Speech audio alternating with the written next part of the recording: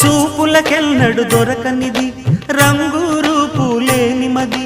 రెప్పలు తెరవని కన్నులకు స్వప్నాలెన్నో చూపినది వెచ్చని చెలిమిని పొందినది వెన్నెల కళగల నిండుమది కాటుక చీకటి రాత్రికి బాటను చూపే నేస్తమది చేతికి ఆదని జాబిలిలా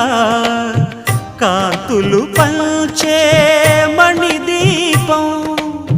కొమ్మల చాటున కోయిలలా కాలం నిలిపే అనురాగం అడగని వరములు కురిపించి అమృత వర్షిణి అని